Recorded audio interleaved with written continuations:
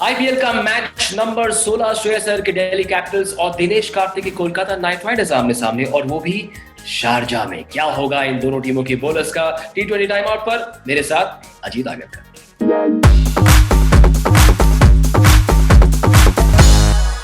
दोनों टीमों ने 3 मैच खेले, 2 जीते 1 हारे। केकेआर के पास है अंडर 19 टीम से आए सितारे, और दिल्ली कैपिटल्स के पास है पृथ्वी शॉ और ऋषभ पंत जैसे हिटर्स।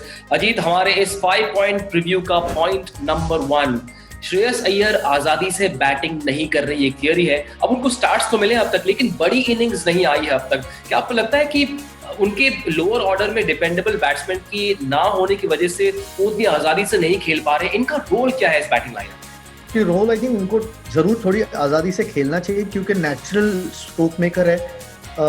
मुझे लगता है शायद कप्तानी का जो भार है उन पे उस तरीके से रिस्पॉन्सिबिलिटी से खेलना चाहते हैं, जो अच्छी बात है, लेकिन उस तरफ भी नहीं जाना चाहिए जहाँ अपना जो नेचुरल गेम खेलने का तरीका है उससे दूर जाए। तो कभी कभी ऐसा लगता है कि ज़्यादा अपने विकेट पे प्राइस लगा रहे हैं, which is always a good thing किसी के लिए भी, लेकिन अपने गेम से, जैसे मैं कह रहा हूँ, भटकना नहीं चाहिए, क्योंकि उनके पास बहुत क्षमता है रन बनाने की और स्ट्रोक्स खेलने की, और वैसे ही आप दबाव डालते हो गेंदबाजों पे। ये नहीं कह रहा हूँ कि हर बॉल मारना चाहिए उन्होंने, लेकिन जो बॉल मेरिट पे आप खेल रहे हो, चाहे वो शुरू में आपके इनिंग के हो या सेट होने के बाद हो, वो अप्रोच वैसे ही होना चाहिए। तो शायद कप्तानी का भार है, इसलिए अलग सोच रहे।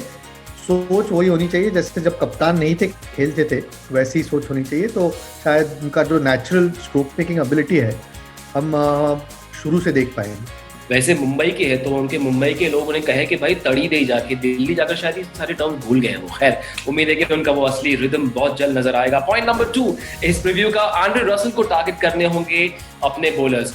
अब इन्हें दिनेश कार्तिक ने ऊपर बल्लेबाजी करने भेजा नंबर 4 पर।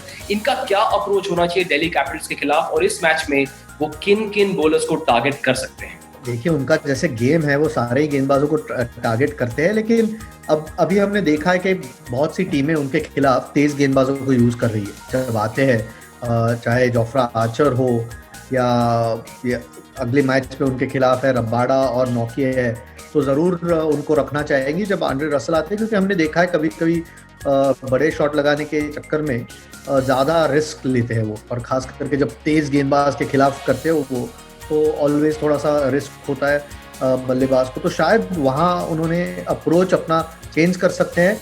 अगर सेट हो तो वो उन गेंदबाजों के खिलाफ भी रन बनाएंगे, लेकिन जब नए नए अंदर जाते हैं तो शायद अगर रबाडा डाल रहे हो या नौकी डाल रहे हो, दिन पे डिपेंड करेगा। चाहे उस दिन वो गेंदबाज अच्छा नहीं डाल रहा हो, लेकिन अगर अच्छी गेंदबाजी कर रहा हो तो शायद थोड़ा सा उस गेंदबाज को थोड़ा सम्मान देना चाहिए और थोड़ा मेरिट पे खेलना चाहिए, क्योंकि बाकी गेंदबाजों के खिलाफ वो उतने ही एक्सप्लोसिव हो सकते हैं अगर विकेट पे टिके रहे तो। उनका काम है कि विकेट पे रहना। हम जानते हैं कि उनकी नेचुरल एबिलिटी स्ट्रोक मेकिंग है, तो उससे दूर जाना नहीं चाहिए। लेकिन बॉलर्स अगर पिक करेंगे या समय पिक करेंगे बॉलर्स से ज़्यादा, कौन सा समय ठीक है अटैक करने के लिए, तो केकेआर के लिए और भी अच्छा। पॉइंट नंबर 3, विपक्षी टीमों को बल्लेबाज सुनील नरेन का जवाब मिल गया। ये सवाल अजीत लगातार पूछा जा रहा है इनके बारे में, जब ज्यादातर गेंदबाजों को नरेन का आइडिया आ गया है। क्वालिटी पेस बॉलिंग के सामने ये स्ट्रगल करते हैं। कब तक परसिस्ट करें इनके साथ ओपनिंग में, क्योंकि अब ये सरप्राइज वेपन नहीं रहा। शारजा है, इसलिए एक और गेम एट द टॉप आपके हिसाब से या नहीं? आई थिंक एक और गेम, मैं पहले से कहता था कि अच्छी मूव है, क्योंकि अगर वो आउट भी होते हैं तो केकेआर को फर्क नहीं पड़ रहा है, लेकिन ऐसे लग रहा है कि वो खुद की एबिलिटी पे अब डाउट कर रहे हैं।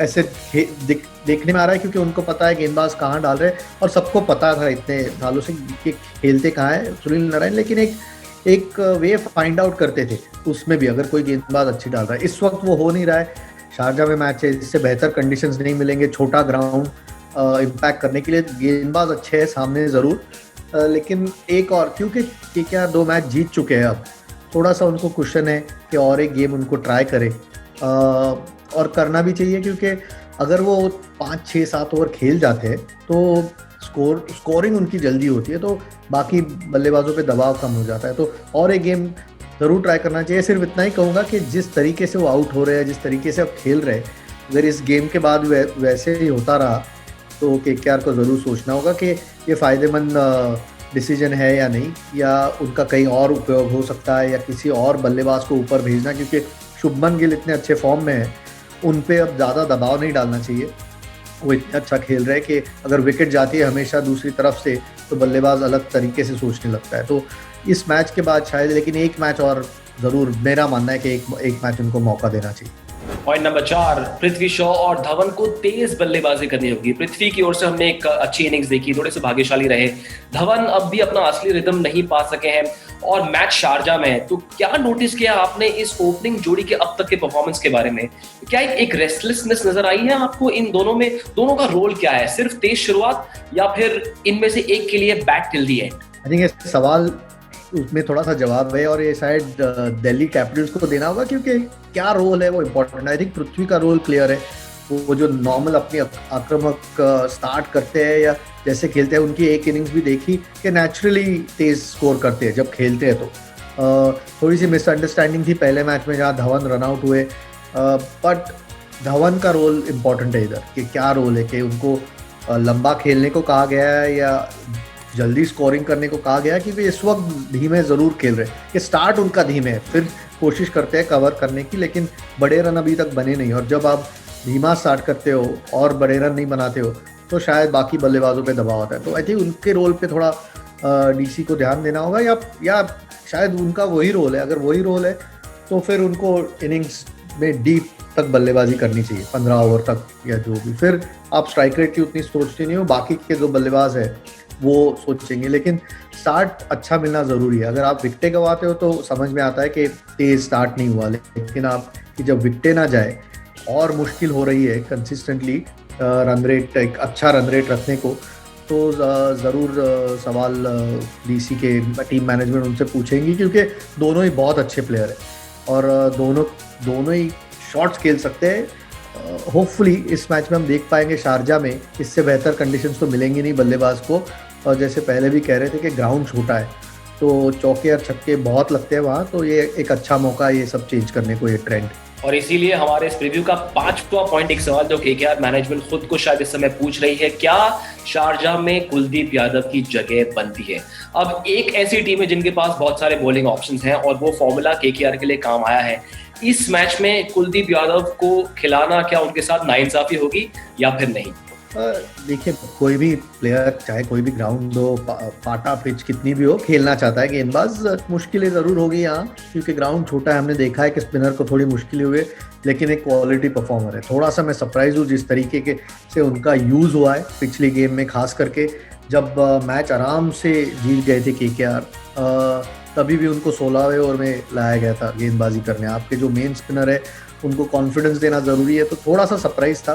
वरुण चक्रवर्ती अच्छी गेंदबाजी ज़रूर कर रहे हैं, लेकिन जैसे जैसे ये टूर्नामेंट आगे बढ़ेगी ज़रूर स्पिनर को मदद मिलने वाली है पिचेस से। तो आपको उस वक्त कुलदीप यादव की बहुत ज़रूरत पड़ेगी, क्योंकि मैच विनर है। जिस दिन अच्छी गेंदबाजी करते विकटें लेते, तो खेलना चाहिए या नहीं ये डिसीजन मेरे लिए तो आसान है, ज़रूर खेलना चाहिए, क्योंकि उनके पास विकल्प है। अगर दिन अच्छा नहीं हुआ उस दिन, और विकल्प है गेंदबाजी में, 7 या 8 लोग गेंदबाजी कर सकते हैं उस टीम में, वो उनका एक बड़ा एडवांटेज है। तो अगर इनसे बेहतर कोई आपके पास विकल्प है जो बाहर बैठा है तो मैं समझ सकता हूँ। नहीं है, एक सोच वो हो सकती है कि वो एक तेज गेंदबाज खिलाए एक स्पिनर की जगह, क्योंकि छोटा ग्राउंड है, पर मैं नहीं समझता करना चाहिए। खास करके आप जब 2 मैच जीते हो 3 में से, तो आपके जो मेन प्लेयर है और जिनकी ज़रूरत आगे जाके पड़ने वाली है इस टूर्नामेंट में, उनका कॉन्फिडेंस ऊपर लेके जाना ज़्यादा इंपॉर्टेंट है। अजीत आगरकर की बातें ध्यान से सुनना इसलिए जरूरी है क्योंकि दिल्ली और कलकत्ता दोनों के लिए खेल चुके हैं, और उसके अलावा शारजाह में आई थिंक 22 साल पहले